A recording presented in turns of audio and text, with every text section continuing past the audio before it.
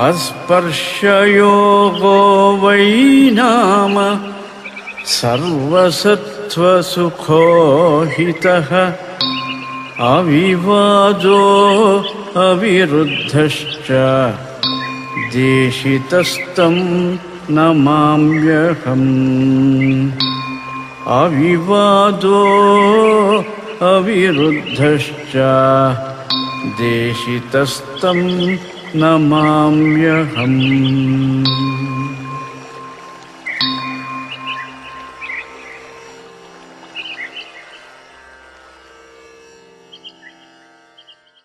श्रुतिस्मृतिपुराणानाम् आलयं करुणालयं नमामि भगवत्पादम् शङ्करं लोकशङ्करम्। गौडपादं महाप्राज्ञम् शङ्करं च जगद्गुरुम् सुरेश्वरं च तच्छिष्यम् सच्चिदानन्दमाश्रये। वन्दे तं सच्चिदानन्दम् यतिवर्यं महामतिम् वेदान्तसारज्ञम् सद्गुरुं प्रणतोऽस्म्यहम् श्रीगुरुं प्रणतोऽस्म्यहम्। सदाहं सम्प्रदायज्ञम् संयमीन्द्रं सदाश्रयम् सद्गुरुं सच्चिदानन्दम् सदाचारं समाश्रये। श्रीमच्छङ्कर भगवत् पूज्य पादमहासद्गुरुभ्यो नमः। श्री श्री सच्चिदानन्देन्द्र सरस्वती सद्गुरुपादुकाभ्यां नमः। श्री श्री सद्गुरु सुरेश्वराचार्य पादुकाभ्यां नमः। नमो नमः सद्गुरुपादुकाभ्याम्। सद्गुरु भक्तರು, ಭಗವದ್ ಭಕ್ತರು, ತತ್ವ ಜಿಜ್ಞಾಸು ಸಾಧಕರು, ಆಸ್ತಿಕರು ಹಿಂದೂ ಧರ್ಮವನ್ನ ಸಂಪೂರ್ಣವಾಗಿ ನಂಬಿಕೊಂಡು ಅದರಂತೆ ಧರ್ಮಾನುಷ್ಠಾನವನ್ನ ಮಾಡುತ್ತಿರುವಂತ ಸಜ್ಜನರೂ ಆಗಿರುವ ಮುಮುಕ್ಷು ಸಾಧಕರಾದ ತಮ್ಮೆಲ್ಲರಿಗೂ ಇಂದಿನ ಸುಪ್ರಭಾತವನ್ನು ಹೇಳುತ್ತಾ, ಇಂದು ಕ್ರೋಧಿನಾಮ ಸಂವತ್ಸರದಲ್ಲಿ ದಕ್ಷಿಣಾಯನ ವರ್ಷ ಋತು ಭಾದ್ರಪದ ಮಾಸ ಶುಕ್ಲ ಪಕ್ಷ ಪಂಚಮಿ ತಿಥಿ. ನಿನ್ನೆ ದಿವಸ ಭಾದ್ರಪದ ಶುದ್ಧ ಚೌತಿ ಗಣೇಶ ಚತುರ್ಥಿ. ಮೊನ್ನೆ ದಿವಸ ಗೌರಮ್ಮನ ಹಬ್ಬ. ಇಂದು ಭಾದ್ರಪದ ಮಾಸ ಶುಕ್ಲ ಪಕ್ಷ ಪಂಚಮಿ. ಇದಕ್ಕೆ ಹೆಸರು ಋಷಿ ಪಂಚಮಿ ಅಂತ. ಬಹಳ ಮುಖ್ಯವಾದದ್ದು. ಸ್ತ್ರೀಯರಿಗೆ ರಜಸ್ವಲ ದೋಷ ಪರಿಹಾರಕ್ಕಾಗಿ ಅವಶ್ಯವಾಗಿ ಮಾಡಬೇಕಾಗಿರುವಂತಹ ಒಂದು ವ್ರತ ಋಷಿ ಪಂಚಮಿ ವ್ರತ. ಎಲ್ಲ ಋಷಿಗಳನ್ನು ಸ್ಮರಣೆ ಮಾಡಿಕೊಂಡು ಋಷಿಗಳನ್ನ ಪೂಜಿಸಿ ಋಷಿಗಳ ಅನುಗ್ರಹದಿಂದ ಎಲ್ಲ ಸ್ತ್ರೀಯರು ಪವಿತ್ರಾತ್ಮರಾಗಿ ಶುದ್ಧಾತ್ಮರಾಗಿ ಅಂತಃಕರಣ ಶುದ್ಧಿಯಿಂದ ಗುರು ಸೇವೆಯನ್ನು ಮಾಡುತ್ತಾ ಆತ್ಮಜ್ಞಾನವನ್ನ ಪಡೆದುಕೊಂಡು ಮಾನವ ಜನ್ಮವನ್ನ ಸಾರ್ಥಕಪಡಿಸಿಕೊಳ್ಳುವಂತಹ ದಿವಸ ಋಷಿ ಪಂಚಮಿ ತಿಥಿ. ಇಂದಿನ ನೈಷ್ಕರ್ಮ್ಯ ಸಿದ್ಧಿ ಉಪನ್ಯಾಸ ಕಾರ್ಯಕ್ರಮಕ್ಕೆ ತಮ್ಮೆಲ್ಲರಿಗೂ ಪ್ರೀತಿಪೂರ್ವಕವಾದ ಪ್ರೇಮಪೂರ್ವಕವಾದ ಸುಸ್ವಾಗತ. ಖಾದಿಲಾಜ್ಞಬ್ಧರಿತ್ರ್ಯಂತಂ ಸಕ್ಫಣೀವೋದ್ಗತಂ ಯತಃ ಧ್ವಾಂತಚ್ಛಿದೇ ನಮಸ್ತಸ್ಮೈ ಹರಯೇ ಬುದ್ಧಿ ಸಾಕ್ಷಿಣೇ ಅಲಬ್ಧ್ವಾತಿಶಯಂ ಯಸ್ಮಾತ್ ವ್ಯಾವೃತ್ತಾಸ್ತಮಬಾಧಯಃ ಗರೀಯಸೇ ನಮಸ್ತಸ್ಮೈ ಅವಿದ್ಯಾ ಗ್ರಂಥಿ ಭೇದಿನೇ. ಓಂ ಶಾಂತಿ ಶಾಂತಿ ಶಾಂತಿ. ಭಗವಾನ್ ಸುರೇಶ್ವರಾಚಾರ್ಯರವರ ಮೇರು ಕೃತಿ ನೈಷ್ಕರ್ಮ್ಯ ಸಿದ್ಧಿ, ಅದ್ಭುತವಾದ ಗ್ರಂಥ. ಈ ಗ್ರಂಥವನ್ನ ಮುಟ್ಟಬೇಕು ಅಂತಂದ್ರೆ, ಓದಬೇಕು ಅಂದ್ರೆ, ಅಧ್ಯಯನ ಮಾಡಬೇಕೆಂದರೆ ಅರ್ಥವನ್ನ ಮಾಡಿಕೊಂಡು ತಾನು ಕೃತಾರ್ಥನಾಗಬೇಕೆಂದರೆ ಖಂಡಿತವಾಗಿ ಸದ್ಗುರುಗಳ ಅನುಗ್ರಹ ಬೇಕು. ನಾವುಗಳು ಪರಾಮರ್ಶೆ ಮಾಡಿದಾಗ ಇದನ್ನು ಬರೆದಿರುವಂತ ಪರಮ ಪೂಜ್ಯ ಸಚ್ಚಿದಾನಂದೇಂದ್ರ ಸರಸ್ವತಿ ಸ್ವಾಮಿಗಳವರ ಮಹತ್ವ, ವಿದ್ವತ್ವ, ಪಾಂಡಿತ್ಯ, ಜ್ಞಾನನಿಷ್ಠೆ, ಬ್ರಹ್ಮನಿಷ್ಠೆ, ಜೀವನ್ಮುಕ್ತ ಸ್ಥಿತಿ ಎಲ್ಲವೂ ಅರ್ಥ ಆಗುತ್ತೆ. ಸಾಕು. 2ನೇ ಅಧ್ಯಾಯದಲ್ಲಿ 28ನೇ ಶ್ಲೋಕವನ್ನ ನೋಡೋಣ. 2:28. ಶ್ರೀ ಸುರೇಶ್ವರಾಚಾರ್ಯ ಉವಾಚ ಅಹಂ ಧರ್ಮಸ್ತ್ವಭಿನ್ನಶ್ಚೇತ್ ಅಹಂ ಬ್ರಹ್ಮೇತಿ ವಾಕ್ಯತಃ ಗೌರೋಹಂ ಇತ್ಯನೈಕಾಂತಃ ವಾಕ್ಯಂ ತದ್ವ್ಯಪನೇತು ತತಿ. ನಮೋ ನಮಃ ಸಚ್ಚಿದಾನಂದೇಂದ್ರ ಸರಸ್ವತಿ ಸದ್ಗುರು ಪಾದುಕಾಭ್ಯಾಂ. ಶ್ಲೋಕಕ್ಕೆ ಪದ ವಿಭಾಗವನ್ನು ಮಾಡ್ತೇನೆ. ಅಹಂ ಧರ್ಮ ತು ಅಭಿನ್ನಃ ಚೇತ್ ಅಹಂ ಬ್ರಹ್ಮ ಇತಿ ವಾಚ್ಯತಃ. ಅಷ್ಟೌ ಪದಾನಿ ಗೌರಃ ಅಹಂ ಹತ್ತು ಇತಿ ಅನೈಕಾಂತಿಕಃ ವಾಕ್ಯಂ ತತ್ ವ್ಯಪನೇತ್ ತತ್. 16 ಪದಗಳಿಂದ ರಚಿತವಾಗಿರುವ ಸಿದ್ಧ ಮಂತ್ರವಿದು. ಅದ್ಭುತ ಅದ್ಭುತ. ಸುರೇಶ್ವರಾಚಾರ್ಯರವರ ಇಂಥ ಶ್ಲೋಕಗಳನ್ನ ಗಟ್ಟು ಮಾಡಿಕೊಂಡು ಅರ್ಥ ತಿಳ್ಕೊಂಡ್ಬಿಟ್ರೆ ನೀವೇನೇ ವ್ಯವಹಾರ ಮಾಡ್ತಾ ಇರಿ, ನೀವು ಮಹಾರಾಜನಾಗಿರಿ, ಗೃಹಿಣಿಯಾಗಿರಿ, ಗೃಹಸ್ಥನಾಗಿರಿ, ಸನ್ಯಾಸಿಯಾಗಿರಿ, ಆಟೋ ಡ್ರೈವರ್ ಆಗಿ, ನಿಮ್ಮ ಪ್ರಾರಬ್ಧ ನಿಮಗೆ ಖಂಡಿತ ಆತ್ಮಜ್ಞಾನವಾಗಿದೆ. ಯಾಕೆ? ಶ್ಲೋಕಕ್ಕೆ ಅರ್ಥವಾಗಿಬಿಟ್ರಿ. ಅನ್ವಯ ಹೇಳ್ತೇನೆ ನೋಡ್ಕೊಳ್ಳಿ. ಅಹಂ ಬ್ರಹ್ಮೇತಿ ವಾಕ್ಯತಃ ಅಹಂ ಧರ್ಮ.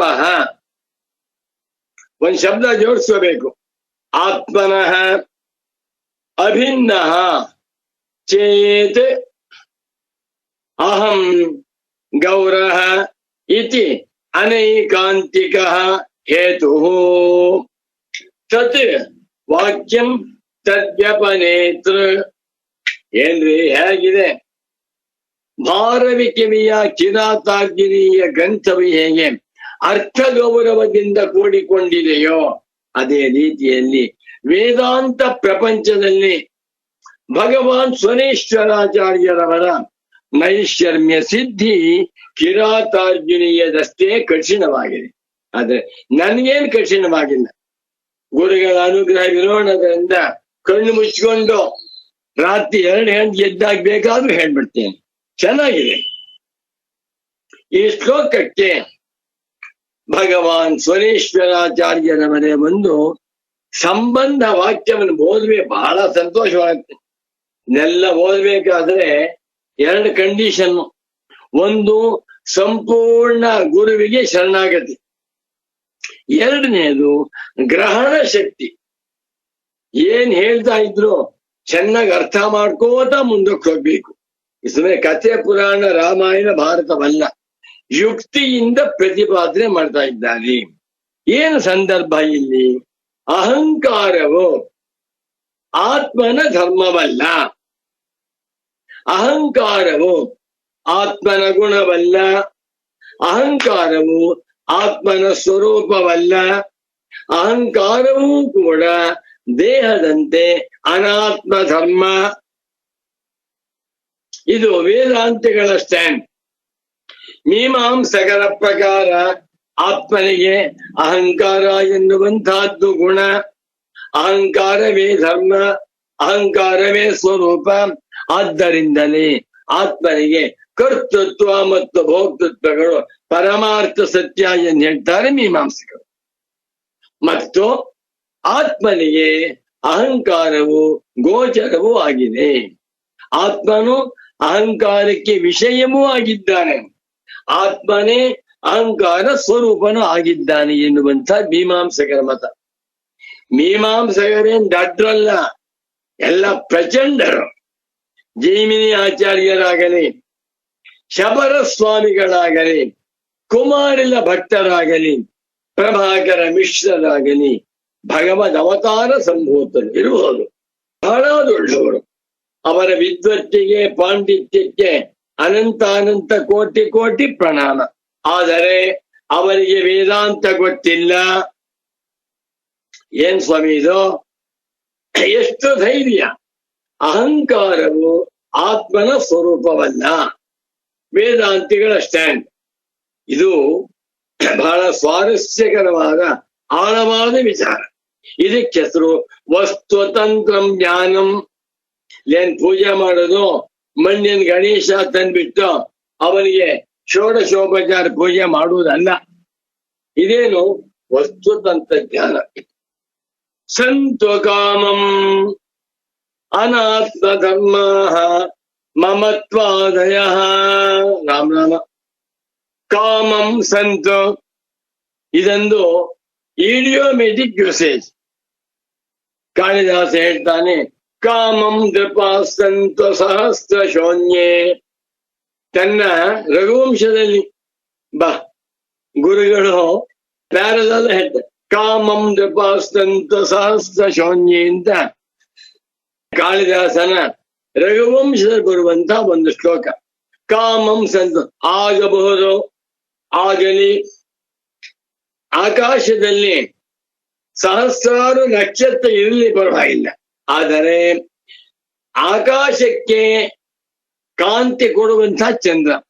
ಚಂದ್ರಮಸೇವ ರಾತ್ರಿ ಕಾಮಂ ದೃಪಾ ಸಂತು ಸಹಸ್ರ ಶೂನ್ಯೇ ರಾಜನ್ವತಿ ಮಾಹುರನೇನ ಭೂಮಿ ಮನ್ನುವಂತೆ ನಕ್ಷತ್ರ ತಾರಾ ಗ್ರಹ ಸಂಗುಲಾಪಿ ಜ್ಯೋತಿಷ್ಮತಿ ಚಂದ್ರಮಸೇವ ರಾತ್ರಿ. ಏನ್ ಸ್ವಾಮಿ ಶ್ರೀರಾಮಚಂದ್ರ ಪರಮ ಪೂಜ್ಯ ಸಚ್ಚಿದಾನಂದೇಂದ್ರ ಸರಸ್ವತಿ ಸ್ವಾಮಿಗಳವರ ರೋಮಕೂಪಗಳಲ್ಲಿ ಕಾಳಿದಾಸ, ಭಾರವಿ, ದಂಡಿ, ಬಾಣ ಎಲ್ಲ ಕವಿಗಳು ಕೂಡ ವಿರಾಜಮಾನರಾಗಿದ್ದರು. ಸಚ್ಚಿದಾನಂದೇಂದ್ರ ಸರಸ್ವತಿ ಸದ್ಗುರುಗಳ ಹೃದಯದಲ್ಲಿ, ಮನಸ್ಸಿನಲ್ಲಿ ಗೌಡಪಾದ, ಶಂಕರ, ಸುರೇಶ್ವರಾಚಾರ್ಯರು ನರ್ತನೆ ಮಾಡ್ತಾ ಇದ್ರು. ಕಾಮಂ ಸಂತು ಇದೊಂದು ಪಾರಿಭಾಷಿಕವಾಗಿರುವಂತ ಬೇಕಾದಷ್ಟಿರ್ಬೋದ್ರಿ. ನಕ್ಷತ್ರದಲ್ಲಿ, ಆಕಾಶದಲ್ಲಿ ಕೋಟಿ ಕೋಟಿ ನಕ್ಷತ್ರಗಳಿವೆ. ಆದರೆ ಆಕಾಶಕ್ಕೆ ಜ್ಯೋತಿಷ್ಪತಿ, ಬೆಳಕನ್ನ ಉಳ್ಳದ್ದು ಎನ್ನುವಂತ ಹೆಸರು ಬಂದಿಲ್ಲ ಯಾರಿಂದ?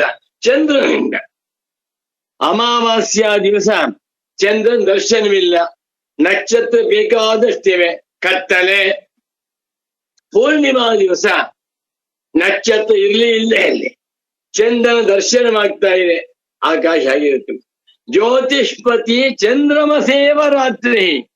ಕಾಳಿದಾಸ ಪ್ರಚಂಡ ಕಾಳಿದಾಸನ ಮಹತ್ವವನ್ನ, ಕಾಳಿದಾಸನ ಕವಿ ಚಾತುರ್ಯವನ್ನ, ಕಾಳಿದಾಸನ ಆ ಕಾಳಿದಾಸತ್ವವನ್ನ ಅರ್ಥ ಮಾಡಿಕೊಳ್ಳಬೇಕಾದರೆ ಸಚ್ಚಿದಾನಂದೇಂದ್ರ ಸರಸ್ವತಿ ಸದ್ಗುರುಗಳವರಿಂದ ಕಾಳಿದಾಸನ ಅಭಿಜ್ಞಾನ ಶಾಕುಂತಲ, ರಘುವಂಶ, ವಿಕ್ರಮೋರ್ವಶೀಯ, ಕುಮಾರ ಸಂಭವ ಇಂಥ ಕಾವ್ಯ ನಾಟಕಗಳನ್ನ ಪಾಠ ಮಾಡಿಸ್ಕೋಬೇಕು. ಆಗ್ಲೇ ಗೊತ್ತಾಗುದು. ಎಲ್ಲಿ ನನ್ಗೆ ಸಂತು ಕಾಮ ಬಂದ ಕೂಡಲೇ ಕಾಳಿದಾಸ ಬಂದ್ಬಿಟ್ಟ. ಕಾಳಿದಾಸ ಬೇರೆ ಡೇಂಜರಸ್ ಫೆಲೋ ಅವನು ಬಂದ್ಬಿಟ್ರೆ ವೇದಾಂತ ಮರ್ತೇ ಹೋಗ್ಬಿಡುತ್ತೆ. ಅವನ ಹೋಗ, ಅವನ ಸೌಂದರ್ಯ, ಅವನ ಒಂದು ಕ್ರಮ ತಗೊಂಡ್ಬಿಟ್ರೆ ವೇದಾಂತ ಹಾಗೆ ಕರ್ಗ ಹೋಗ್ಬಿಡುತ್ತೆ. ಬೇಡ, ಹುಷಾರಾಗಿ ಹೋಗ್ಬೇಕು. ಕಾಳಿದಾಸನ ರೆಫರೆನ್ಸ್ ಅನ್ನ ಎಚ್ಚರಿಕೆಯನ್ನು ಹೇಳ್ಬೇಕು ನಾವು ಪ್ರಚಂಡ. ಕಾಮಂ ಸಂತು ಆಗಬಹುದು ಪೂರ್ವ ಮೀಮಾಂಸಕರ ಮಾತಿದು. ಮಮತ್ವಾದಯ ಅನಾತ್ಮ ಧರ್ಮ, ಅಹಂಕಾರ ಮಮತ್ವ ಯತ್ನ ಇಚ್ಛ ಇದೆಲ್ಲವೂ ಕೂಡ ಅಹಂಕಾರವನ್ನು ಬಿಟ್ಟು ಮಮತ್ವಾದಿಗಳನ್ನ ಅನಾತ್ಮ ಧರ್ಮ ಅಂತ ಕರಿಬಹುದು. ಈ ಪುಸ್ತಕ ನನ್ನದು ಅಂತ ಹೇಳ್ತಾ ಇದ್ದೇನೆ, ಆದ್ದರಿಂದ ಅನಾತ್ಮ. ಈ ಶಾಲು ನನ್ನದು. ಯಾವ ವಸ್ತುವಿನಲ್ಲಿ ನಮಗೆ ಮಮತ್ವ ಉಂಟೋ ಅದು ಅನಾತ್ಮ ಧರ್ಮ ಅಂತ ಆಗಲಿ. ಕಾಮಂ ಸಂತ ಆಗಬಹುದು. ಯಾಕೆ? ಯಥೋಕ್ತ ನ್ಯಾಯ ಬಲಾತ್ ಅನಾತ್ಮತೆಯ ಏವ ತೇಷು ವ್ಯವಹಾರ. ನನ್ನ ಹತ್ರ ಒಂದು ವಜ್ರದ ಉಂಗುರ ಇದೆ, 10 ಕೋಟಿ ಬೆಲೆ ಬಾಳುತ್ತೆ. ವಜ್ರದ ಉಂಗುರ ನನ್ನ ಹತ್ರ ಇಲ್ಲ, ಉದಾಹರಣೆ ಕೊಡ್ತೆ, ಬೆಲೆ ಬಾಳುತ್ತೆ, ತುಂಬಾ ಚೆನ್ನಾಗಿದೆ, ಆದರೆ ನನ್ನದು ಉಂಗುರ ಅಂತ ಹೇಳ್ತಾ ಇದ್ದೇವೆ. ಯಾವ ವಸ್ತುಗಳಲ್ಲಿ ನಮಗೆ ನನ್ನದು ಎನ್ನುವಂತಹ ಬುದ್ಧಿ ಉಂಟು ಅದು ಅನಾತ್ಮ ವಸ್ತು. ದೇಹ ನನ್ನದು ಅಂತ ಹೇಳ್ತಾ ಇದ್ದೇನೆ. ಹಿಂದೆ ಹೇಳಿರುವ ನ್ಯಾಯದಿಂದ ಮತ್ತು ಲೋಕದಲ್ಲಿಯೂ ಅವುಗಳನ್ನ ಅನಾತ್ಮ ಎಂದು ವ್ಯವಹಾರ ಮಾಡುತ್ತಿರುವುದರಿಂದ. ಆದರೆ ಅಹಂ ರೂಪಸ್ಯತು ಪ್ರತ್ಯಗಾತ್ಮ ಸಂಬಂಧಿತಯ ಏವ ಪ್ರಸಿದ್ಧೇ. ನಾನು ಅಂತಿದೆಯಲ್ಲ, ಇದನ್ನು ಯಾರೂ ಕೂಡ ನನ್ನದು ಎಂದು ವ್ಯವಹಾರ ಮಾಡುತ್ತಿಲ್ಲ. ಕಾರು ನನ್ನದು, ಅರಮನೆ ನನ್ನದು, ವಜ್ರದ ಕಿರೀಟ ನನ್ನದು ಅಂತ ಹೇಳ್ತಾರೆ. ಅಹಮ್ಮನ್ನ ನನ್ನದು ಅಂತ ಯಾರು ಹೇಳಿದಿಲ್ಲ. ಅಹಂ ರೂಪಸ್ಯತು, ಅಹಂ ಅನ್ನುವ ರೂಪದಿಂದ ತೋರುತ್ತಿರೋ ಅಹಂಕಾರವನ್ನಾದರೂ ಪ್ರತ್ಯಗಾತ್ಮ ಸಂಬಂಧಿತಯ ಏವ, ಪ್ರತ್ಯಗಾತ್ಮನಿಗೆ ಸಂಬಂಧಪಡಿಸಿಯೇ ನಾನು ಅಂತ ಹೇಳ್ತಾ ಇದ್ದಾರೆ. ಈ ಪ್ರಪಂಚದಲ್ಲಿ ಯಾರೊಬ್ಬರೂ ಕೂಡ ಅಹಂಕಾರವನ್ನ ನನ್ನದು ಎಂದು ಹೇಳುತ್ತಿಲ್ಲ. ಪ್ರತ್ಯಗಾತ್ಮನೇ ಅಹಂ, ನಾನೇ ಅಹಂ ಅಂತ ಹೇಳ್ತಾ ಇದ್ದಾರೆ. ಮತ್ತು ಇನ್ನೊಂದು ಒಳ್ಳೆ ಪಾಯಿಂಟ್ ಹಾಕ್ಬಿಟ್ಟ, ಅಹಂ ಬ್ರಹ್ಮಾಸ್ಮೀತಿ ಶ್ರುತೇಶ್ಚ. ಬೃಹದಾರಣ್ಯಕೋಪನಿಷತ್ತಿನ ವಾಕ್ಯ. ಮುಂಚೆ ಬ್ರಹ್ಮ ಒಂದೇ ಇತ್ತು, ಅನಂತರ ಬ್ರಹ್ಮವು ತನ್ನನ್ನ ಅಹಂ ಬ್ರಹ್ಮಾಸ್ಮಿ ಎಂದು ತಿಳಿದುಕೊಂಡಿತು. ಅಹಂ ಬ್ರಹ್ಮಾಸ್ಮಿ ಎನ್ನುವಾಗ ಅಹಂ ಶಬ್ದವಿದೆ, ಬ್ರಹ್ಮ ಶಬ್ದವೂ ಇದೆ. ಅಹಂ ಅನ್ನುವುದೇ ಬ್ರಹ್ಮ, ಬ್ರಹ್ಮವೇ ಅಹಂ. ಅಹಂಕಾರಕ್ಕೂ ಬ್ರಹ್ಮಕ್ಕೂ ಸಾಮಾನಾಧಿಕರಣ್ಯೋಪದೇಶವನ್ನ ಮಾಡುತ್ತಿರುವುದರಿಂದ ಅಹಂ ಅನ್ನುವಂತಹದ್ದು ನಾನು, ನನ್ನದಲ್ಲ, ಇದನ್ನು ಅನಾತ್ಮ ಎಂದು ಕರಿಬಾರದು. ಪ್ರತ್ಯಗಾತ್ಮನಿಗೆ ಸಂಬಂಧಪಡಿಸಿ ಅಹಂಕಾರವನ್ನ ನಾವು ತಿಳ್ಕೊತಾ ಇದ್ದೇವೆ. ಮತ್ತು ಶ್ರುತಿಯಲ್ಲಿಯೂ ಅಹಂ ಬ್ರಹ್ಮಾಸ್ಮಿ ಎಂದು ಶ್ರುತಿಯಲ್ಲಿ ಶ್ರುತಿಶ್ಚ ಅನಾತ್ಮ ಧರ್ಮತ್ವಮಯುಕ್ತಂ. ಅಹಂ ಬ್ರಹ್ಮಾಸ್ಮಿ ಎನ್ನುವಾಗ ಅಹಂ ಎಂದರೆ ಅಹಂಕಾರ, ಬ್ರಹ್ಮ ಎಂದರೆ ಪ್ರತ್ಯಗಾತ್ಮ ತತ್ವ. ಹೀಗೆ ಅಹಂಕಾರಕ್ಕೂ ಪ್ರತ್ಯಗಾತ್ಮನಿಗೂ ಸಾಮಾನಾಧಿಕರನ್ನು ಹೇಳುತ್ತಿರುವುದರಿಂದ ಅಹಂಕಾರವನ್ನ ಅನಾತ್ಮ ಧರ್ಮ ಎಂದು ಹೇಳುವುದು ಯುಕ್ತವಲ್ಲ. ಶರೀರವು ಅನಾತ್ಮ, ಮನೆ ಅನಾತ್ಮ, ಗಂಡ ಅನಾತ್ಮ, ಹೆಂಡತಿ ಅನಾತ್ಮ, ಅಹಂಕಾರ ಮಾತ್ರ ನಾನು, ಅನಾತ್ಮವಲ್ಲ. ಅಹಂಕಾರವು ಆತ್ಮ ಸ್ವರೂಪವಾಗಿದೆ, ಆತ್ಮನ ಧರ್ಮವಾಗಿದೆ ಅಂತ ಪೂರ್ವಪಕ್ಷ. ಇತ್ತೀಚೆ ಹೀಗಂತ ನೀವು ಹೇಳಿದರೆ ತನ್ನ ತತ್ವನ ಅದು ಸರಿಯಲ್ಲ. ಯಾಕೆ? ಅಹಂ ಧರ್ಮಸ್ತು ಅಭಿನ್ನಶ್ಚೇ ಅಹಂ ಬ್ರಹ್ಮೇತಿ ವಾಕ್ಯತಃ. ನೋಡಿ ಸ್ವಾಮಿ, ನಿಮ್ಮ ಉಪನಿಷತ್ತಿನಲ್ಲಿ, ನಿಮ್ಮ ಬೃಹದಾರಣ್ಯಕೋಪನಿಷತ್ತಿನಲ್ಲಿ ಅಹಂ ಬ್ರಹ್ಮಾಸ್ಮಿ ಅಂತ ಹೇಳ್ತಾ ಇದೆ. ಅಹಂ ಅಂದ್ರೆ ಅಹಂಕಾರ, ಬ್ರಹ್ಮ ಅಂದ್ರೆ ಪರಬ್ರಹ್ಮ. ಅಹಂಕಾರವನ್ನೇ ಪರಬ್ರಹ್ಮ ಅಂತ ಹೇಳ್ತಾ ಇರುವುದರಿಂದ ಅಹಂಕಾರವು ಆತ್ಮನಿಗಿಂತ ಭಿನ್ನವಲ್ಲ. ಅಹಂ ಧರ್ಮ ಅಹಂಕಾರ ಆತ್ಮನಃ ಅಭಿನ್ನ ಆತ್ಮ ಇವ ಕುತಃ ಅಹಂ ಬ್ರಹ್ಮೇತಿ ವಾಕ್ಯಾತೆ ಅಂತ ನೀವು ಹೇಳಿದರೆ ಎಲ್ಲಿ ನಮಗೆ ಅಹಂ ಅಂತ ತೋರ್ತಾ ಇದೆಯೋ ಅದು ಆತ್ಮನ ಸ್ವರೂಪವೇ ಹೊರತು ಅನಾತ್ಮ ಧರ್ಮವಲ್ಲ ಅಂತ ಹೇಳ್ತಾ ಇದ್ದೀರ. ಇದು ತಪ್ಪು. ಏಕೆಂದರೆ ಅಹಂ ಗೌರಹ, ನಾನು ಬೆಳ್ಳಗಿದ್ದೇನೆ ಅಂತ ಹೇಳ್ತಾನೆ. ಒಬ್ಬ ಮನುಷ್ಯ, ಅಮೇರಿಕನ್ ಮನುಷ್ಯ ಬಂದಿದ್ದ, ತುಂಬ ಬೆಳ್ಳಿದ್ದಾನೆ. ಅಹಂ ಗೌರಹ, I am whitish, I am white man ಅಂತ ಹೇಳ್ತಾನೆ. ಈಗ ನಾನು ಬೆಳ್ಳಿಗಿದ್ದೇನೆ ಅಂತ ಹೇಳ್ತಾ ಇದ್ದಾನಲ್ಲ, ನಾನು ಅಂತ ಹೇಳ್ತಾನೆ. ನಾನು ಅಂತ ಯಾರು? ಪ್ರತ್ಯೇಗಾತ್ಮನ ಅಲ್ಲ, ಚರ್ಮ. ಅವನು ನಾನು ಬೆಳ್ಳಗಿದ್ದೇನೆ ಎನ್ನುವಾಗ ಚರ್ಮವನ್ನು ಇಟ್ಕೊಂಡು ಬೆಳಗಿದ್ದೇನೆ ಅಂತ ಹೇಳ್ತಾ ಇದ್ದ. ಆದ್ದರಿಂದ ಅಹಂ ಬ್ರಹ್ಮ ಎನ್ನುವಂತಹ ಶ್ರುತಿವಾಕ್ಯದ ಬಲದಿಂದ ಅಹಂ ಅಂತ ಹೇಳ್ತಾ ಇರೋದ್ರಿಂದ ಇದು ಆತ್ಮನ ಸ್ವರೂಪ ಅಂತ ಹೇಳಿದಂತಹ ಹೇತು ಅನೈಕಾಂತಿಕ. That is not certain.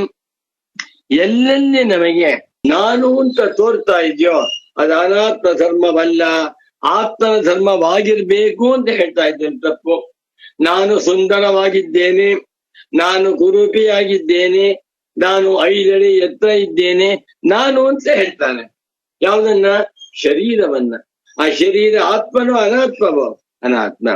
ಆದ್ದರಿಂದ ತದ್ವಾಕ್ಯಂ ಅಹಂ ಬ್ರಹ್ಮಾಸ್ಮಿ ಎನ್ನುವಂಥ ವಾಕ್ಯ ತದ್ವ್ಯಪನೇತೃ ಅಹಂಕಾರವನ್ನ ನಾನು ಎಂದು ಹೇಳುತ್ತ ತಳ್ಳಿ ಹಾಕ್ತಾ ಇದೆ ಅಂತಂದ್ರು.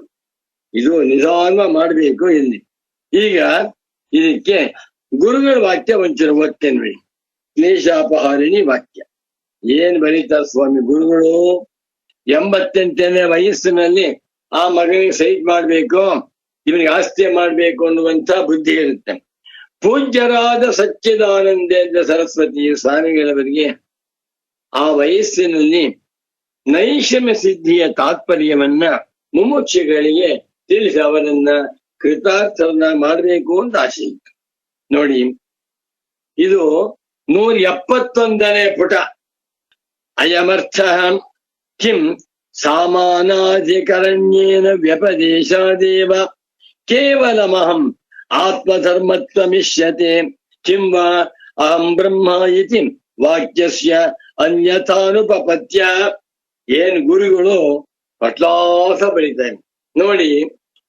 ನಾನು ಎನ್ನುವಂತ ಒಂದು ಶಬ್ದವಿದೆ, ಪ್ರಯೋಗವಾಗಿದೆ.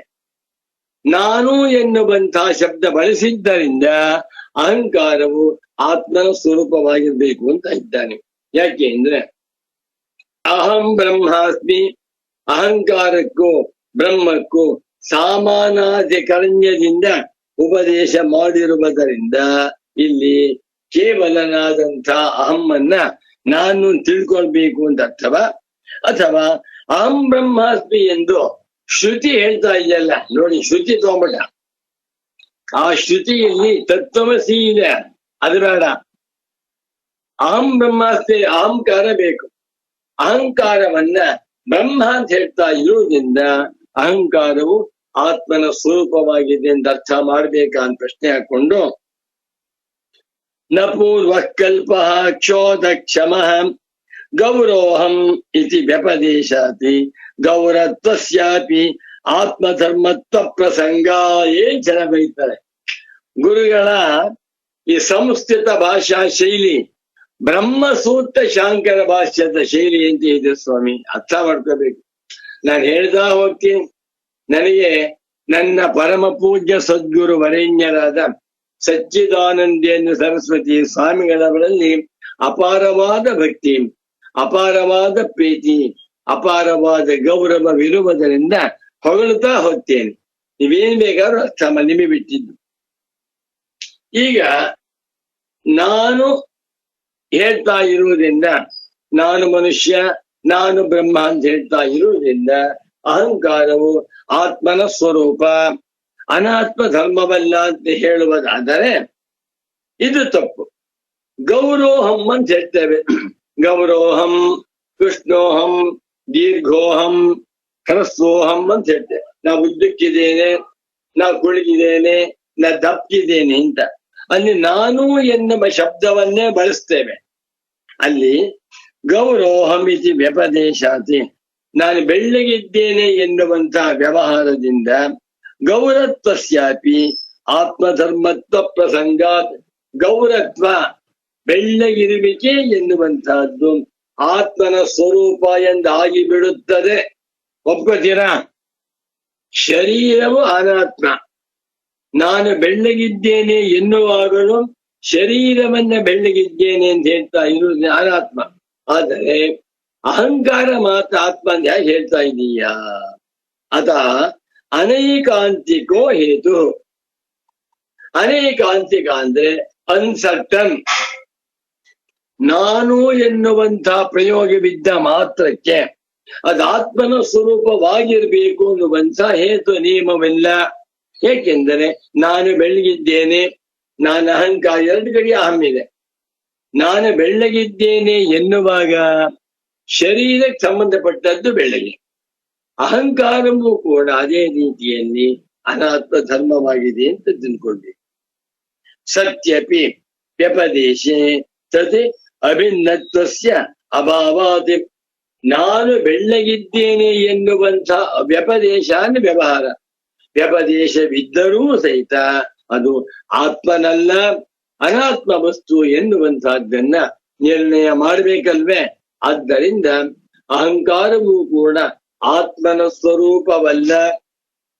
ಈಗ ಎಷ್ಟು ಬರೀ ಒಂದ್ ಪುಟ ಬರ್ತಿದ್ದಾರೆ ಗುರುಗಳು. ಬಾಬಾ ಬಾಬಾ, ನನಗೆ ಪರಮಾಶ್ಚರ್ಯ, ಪರಮಾನಂದವಾಗ್ತಾ ಇದೆ. ಒಬ್ಬ ಮನುಷ್ಯನಿಗೆ 88ನೇ ವಯಸ್ಸು ಅಂತ ಇಟ್ಕೊಳ್ಳಿ, ಪರಿಸ್ಥಿತಿ ಹೇಗಿರುತ್ತೆ? ಪೂಜ್ಯ ಸದ್ಗುರುಗಳಿಗೆ 88ನೇ ವಯಸ್ಸಿನಲ್ಲಿ ಹೇಗೆ ಬುದ್ಧಿ ಚುರುಕಾಗಿತ್ತು ಮತ್ತು ಪ್ರಜ್ಞಾ ಚುರುಕಾಗಿತ್ತು, ಮೇಧಾ ಸಾಮರ್ಥ್ಯ ಅದ್ಭುತವಾಗಿತ್ತು, ವೇದಾಂತದಲ್ಲಿ ಪೂರ್ಣ ಹಣ್ಣಾಗಿತ್ತು ಅಂತಃಕರಣ.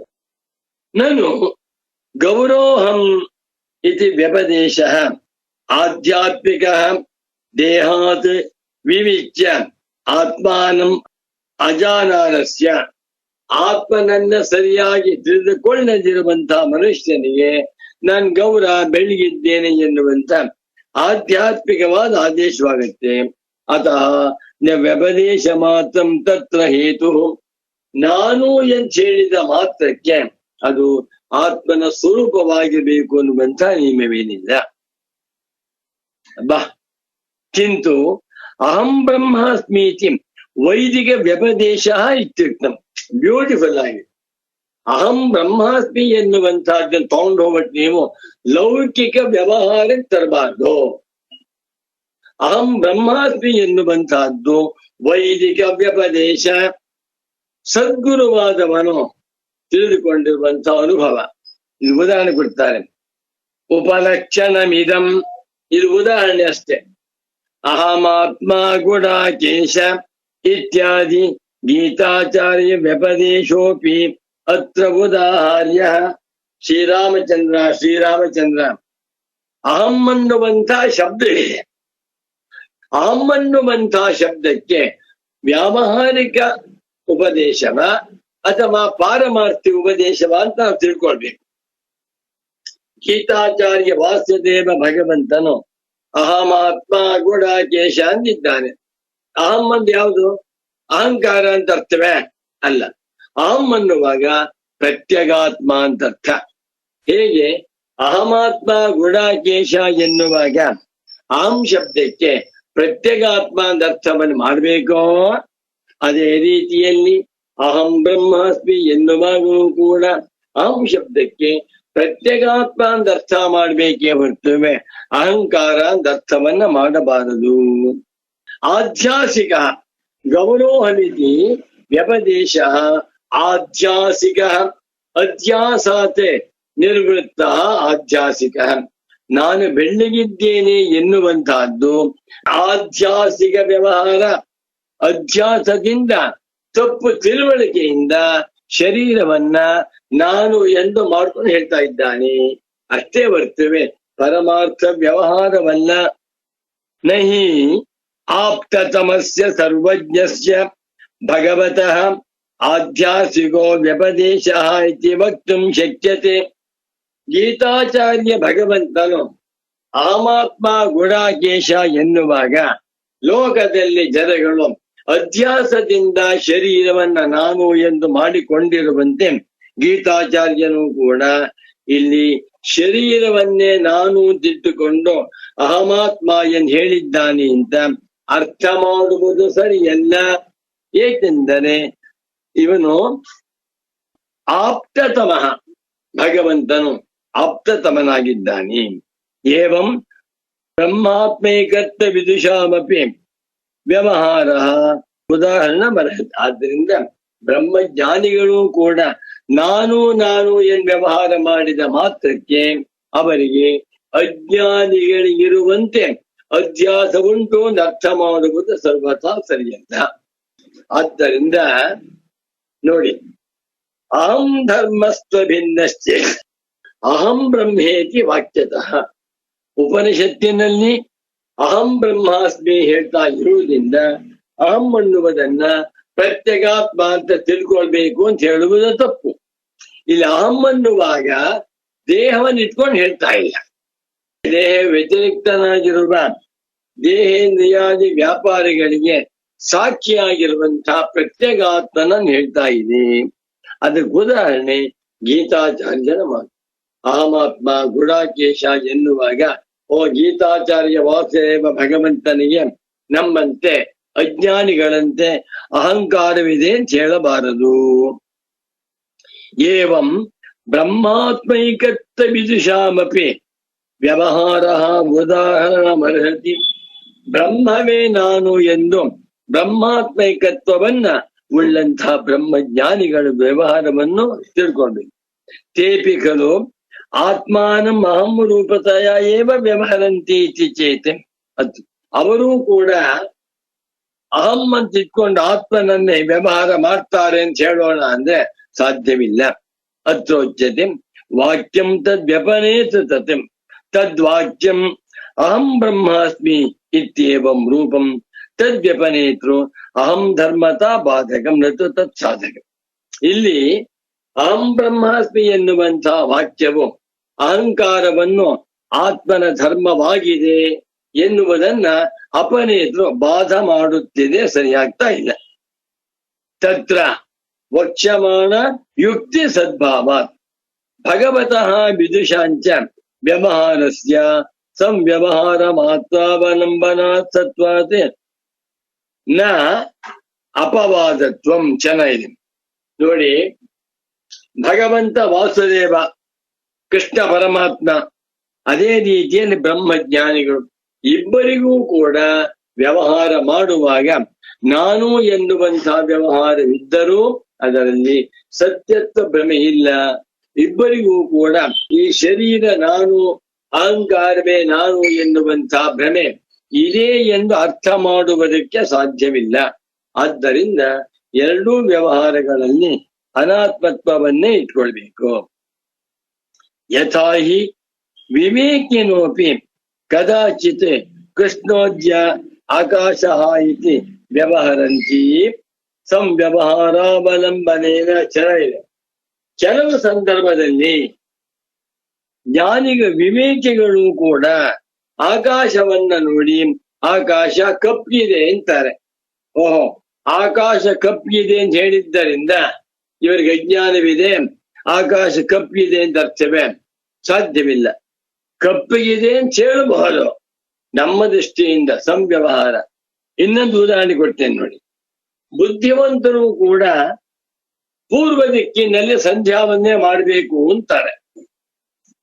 ನಮ್ಮ ಸ್ವಾಮಿಗಳು ಸಚ್ಚಿದಾನಂದೇಂದ್ರ ಸರಸ್ವತಿ ಸದ್ಗುರುಗಳವರು, ನೋಡಪ್ಪ ಮಗು, ಬೆಳಿಗ್ಗೆ ಪೂರ್ವ ದಿಕ್ಕಿಗೆ ತಿರುಗಿಕೊಂಡು ನೀನು ಅರ್ಘ್ಯವನ್ನು ಕೊಡಬೇಕು, ಸಾಯಂಕಾಲ ಪಶ್ಚಿಮ ದಿಕ್ಕಿನಲ್ಲಿ ಕೂತ್ಕೊಂಡು ಅರ್ಘ್ಯ ಕೊಡಬೇಕು ಅಂತಾರೆ.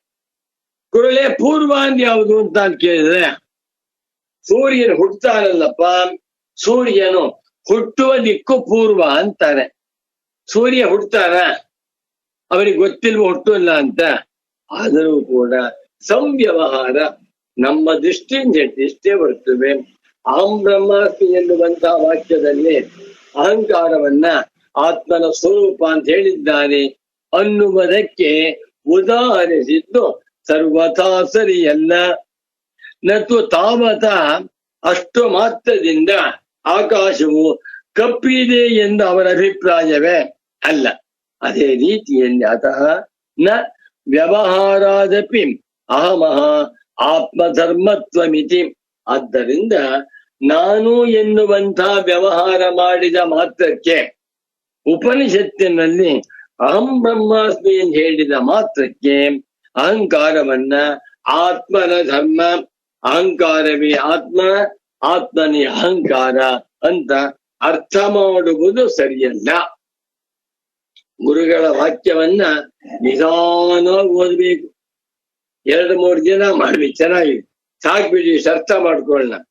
ನೋಡಿ, ಅಹಂ ಬ್ರಹ್ಮೇತಿ, ಅಹಂ ಬ್ರಹ್ಮ ಎನ್ನುವ ವಾಕ್ಯ ಪ್ರಾಮಾಣ್ಯದಿಂದ ಅಹಂಕಾರವು ಆತ್ಮನ ಧರ್ಮವೇ ಹೊರತು ಆತ್ಮನಿಗಿಂತ ಭಿನ್ನವಲ್ಲ ಅಂತ ಹೇಳುವುದಾದರೆ ಆ ನ್ಯಾಯ ಅಹಂ ಗೌರವ, ಅಹಂ ಗೌರವ, ನಾನು ಬೆಳ್ಳಿಗಿದ್ದೇನೆ, ನಾ ಕೃಷ್ಣ ಕಪ್ಪಾಗಿದ್ದೇನೆ ಎನ್ನುವಂಥ ವ್ಯವಹಾರದಲ್ಲಿ ನಾನು ಹೇಳುತ್ತಿರುವುದರಿಂದ ಶರೀರವನ್ನ ನಾನು ಮಾಡ್ಕೊಂಡಿದ್ದಾರೆ ಅಂತ ಹೇಳುವ ಹೇಗೆ ಸರಿಯಾಗುವುದಿಲ್ಲವೋ ಅದೇ ರೀತಿಯಲ್ಲಿ ತದ್ವಾಕ್ಯಂ ಅಹಂ ಬ್ರಹ್ಮಾಸ್ಮಿ ಎನ್ನುವಂತಹ ವಾಕ್ಯವು ತದ್ವ್ಯಪನೇತೃ ಅಹಂಕಾರವನ್ನ ಆತ್ಮಧರ್ಮವಲ್ಲ ಎಂದು ಉಪದೇಶ ಮಾಡ್ತಾ ಇದೆ ಅಂತ ತಿಳ್ಕೊಳ್ಬೇಕು ಎಂಬಲ್ಲಿಯೇ ಇವತ್ತಿನ ನೈಷಮ್ಯ ಸಿದ್ಧಿ ಪ್ರವಚನವನ್ನ ಸಂಪನ್ನಗೊಳಿಸುತ್ತಿದ್ದೇನೆ.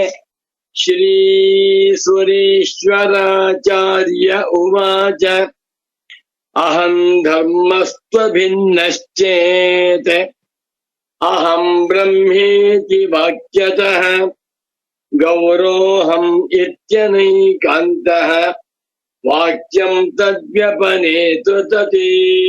ನಮೋ ನಮಃ ಸಚ್ಚಿದಾನಂದೇಂದ್ರ ಸರಸ್ವತಿ ಸದ್ಗುರು ಪಾದುಕಾಭ್ಯಾಂ.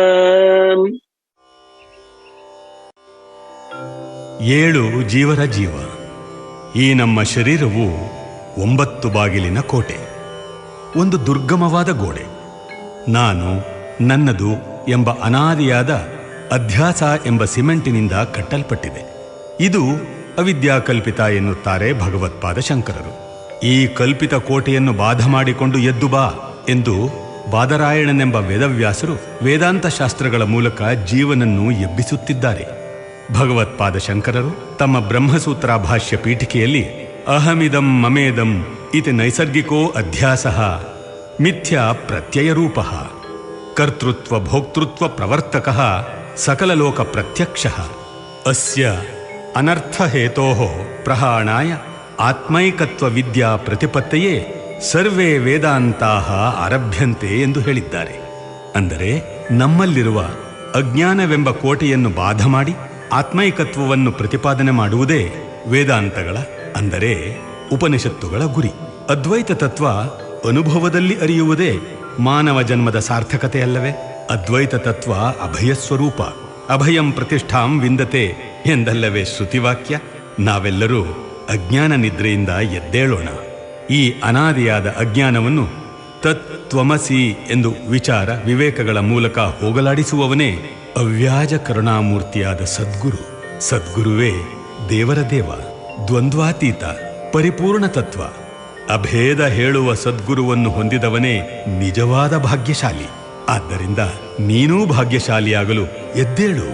ಏಳು ಜೀವರ ಜೀವ, ಏಳು.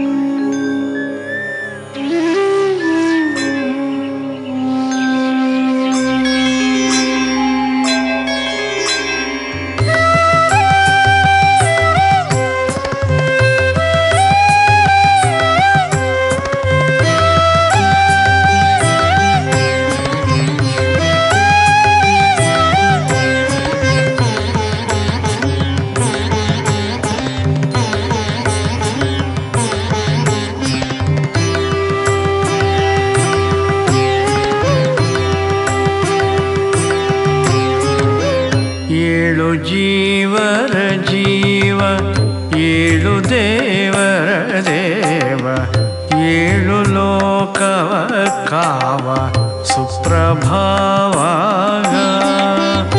ಏಳು ಜೀವರ ಜೀವ ಏಳು ದೇವರ ದೇವ ಏಳು ಲೋಕವ ಕಾವ ಸುಪ್ರಭಾವಾಗ ಏಳಯ್ಯ ಬೆಳಗಾಯಿತು ಏಳಯ್ಯ ಬೆಳಗಾಯಿತು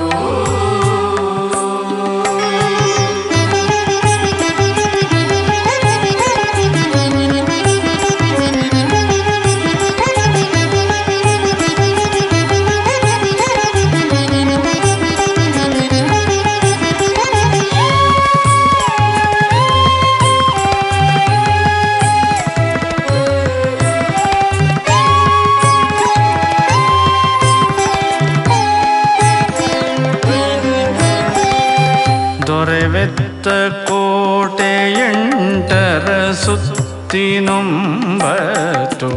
ಮೆರೆವ ಬಾಗಿಲ ದುರ್ಗವೆಂದೆನಿಸಿದ ದೊರೆವೆತ್ತ ಕೋಟೆ ಎಂಟರ ಸುತ್ತಿನೊಂಬತ್ತು ಮೆರೆವ ಬಾಗಿಲ ದುರ್ಗವೆಂದೆನಿಸಿದ ಶರೀರಪುರದೊಳು ಹೃದಯದ ರಮನೆಯ ಮಂಚದಲ್ಲಿ ಭರದಿಂದ ತನಿ ನಿದ್ರೆಗೈದುದಾಯ್ತು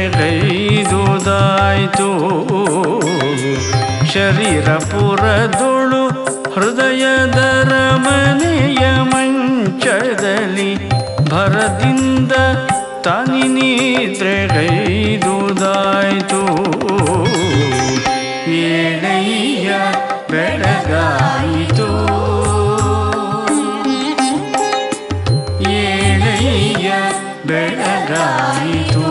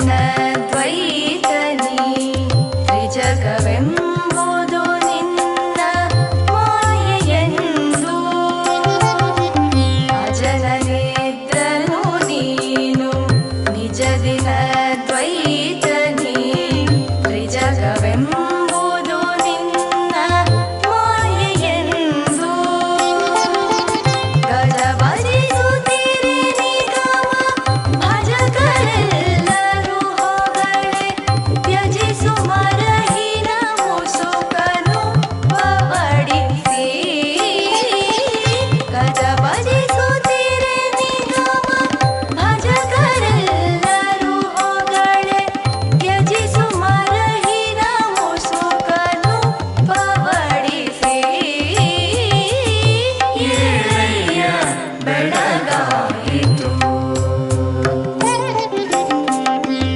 ಏಳಯ್ಯ ಬೆಳಗಾಯಿತು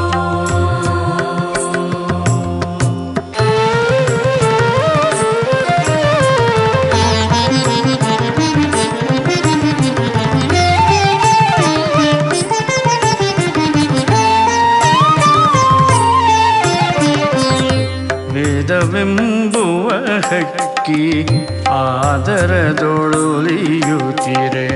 ಬಾದರಾಯಣನೆಂಬ ಕೋಳಿ ಕೂಗೆ ವೇದವೆಂಬುವ ಹಕ್ಕಿ ಆದರದೊಳುಲಿಯುತ್ತಿರೆ ಬಾದರಾಯಣನೆಂಬ ಕೋಳಿ ಕೂಗೆ ವಾದಿಗಳ ಶುಭವಾದ್ಯ ನಾದವಾಗಲು ಕೇಳಿ ಹೇದಯಾನಿಧಿ ಕಣ್ಣ ತೆರೆದು ಬೇಗ ವಾದಿಗಳ ಶುಭವಾದ್ಯ ನಾದವಾಗಲು ಕೇಳಿ ಹೇದಯಾನಿಧಿ ಕಣ್ಣ ತೆರೆದು ಬೇಗ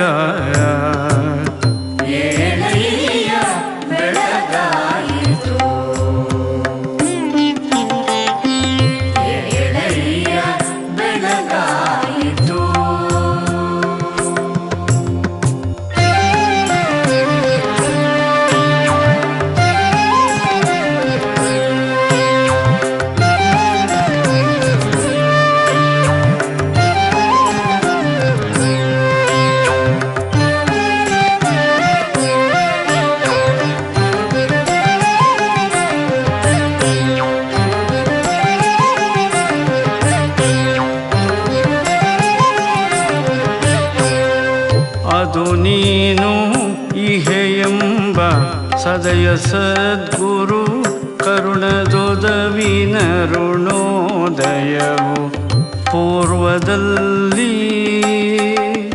ಅದು ನೀನು ಇಹೆಯೆಂಬ ಸದಯ ಸದ್ಗುರು ಕರುಣದೊದವಿನ ಋಣೋದಯವು ಪೂರ್ವದಲ್ಲಿ